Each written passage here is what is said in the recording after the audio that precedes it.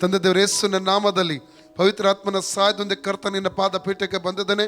ಎಲ್ಲ ಬಾಯಲ್ಲಿರೋ ಹುಣ್ಣುಗಳು, ಗಂಟಲು ಹುಣ್ಣುಗಳನ್ನು ಯೇಸು ನಾಮದಲ್ಲಿ ಗದರಿಸ್ತಾ ಇದ್ದಾನೆ.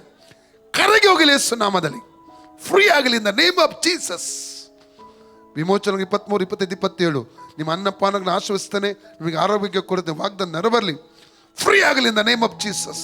ತಿರುಗದು ಬರಕ್ಕೆ ಕೊಡೋದು, ಇರಕ್ಕೆ ಕೊಡೋದು, ತಿರುಗದು ಬರಕ್ಕೆ ಕೊಡೋದು ಯೇಸು ನಾಮದಲ್ಲಿ. ಸೌಖ್ಯ ಕೊಟ್ಟಿದ್ದು ಸ್ತೋತ್ರ ಯೇಸುವಿನ ಹೆಸರಲ್ಲಿ ತಂದೆ, ಆಮೆನ್. Price the lord. ತುಂಬ ದಿವಸದ ಒಂದು 3-4 ವಾರದ ನಂತರ ನಾನು ಒಂದು ಫಿಶಿಂಗ್ ಹೋಗ್ತಾ ಇದ್ದೆ. ನಾನು ಅಂದರೆ 1 ತಿಂಗಳಿಂದ ನಾನು ಕಂಟಿನ್ಯೂ ಮಳೆಯಲ್ಲಿ ನೆನೀತಾ ಇದ್ದೆ. ಅದ್ರ ಮಿಡ್ಲಲ್ಲಿ ಬ್ರೇಕ್ ಸಿಕ್ಕಿದರೆ ನನಗೆ ಜ್ವರ ಸ್ಟಾರ್ಟ್ ಆಗ್ತದೆ. ಅದು ನಂದು ಹೆಲ್ತ್ ಇದು ಅಂದರೆ ಆಗಿರ್ತದೆ, ರೆಸ್ಟ್ ಸಿಗಬಾರ್ದು ನನಗೆ. ಆಗಿ ನನಗೆ 2-3 ದಿವಸ ರೆಸ್ಟ್ ಸಿಕ್ತು. ನಾನು ಚಳಿ ಜ್ವರ ಸ್ಟಾರ್ಟ್ ಆಯ್ತು ನನಗೆ. ಅದಕ್ಕೆ ನಾನು ಮದ್ದು ತಗೊಂಡೆ. ಆ ಮದ್ದಿನ ಮೂಲಕವಾಗಿ ಮೆಡಿಸಿನ್ ರಿಯಾಕ್ಷನ್ ಆಗಿ ಟೋಟಲ್ ನನ್ನ ಬಾಯಿ ಎಲ್ಲ ಬೊಬ್ಬೆ ಬಂದಿದೆ. ಇಲ್ಲಿ ಗಂಟಲು ನುಂಗುವಂಥ ಜಾಗದಲ್ಲಿ ಕೂಡ ಮಾತಾಡಲಿಕ್ಕೂ ಆಗೋದಿಲ್ಲ, ಏನು ನೀರು ಕುಡಲಿಕ್ಕೂ ಆಗೋದಿಲ್ಲ, ಉಗುಳು ನುಂಗ್ಲಿಕ್ಕೂ ಆಗೋದಿಲ್ಲ, ಏನು ಕೂಡ ಆಗ್ತಾಯಿಲ್ಲ. ಮೊನ್ನೆಯಿಂದ ತುಂಬ ಮದ್ದು ಮಾಡಿದೆ. ಇವತ್ತು ಕೂಡ ನಾನು ಮದ್ದಿಗೆ ಹೋಗಿ ಇಂಜೆಕ್ಷನ್ ಎಲ್ಲ ತಗೊಂಡು ಇಲ್ಲಿ ಬಂದಿದ್ದೆ.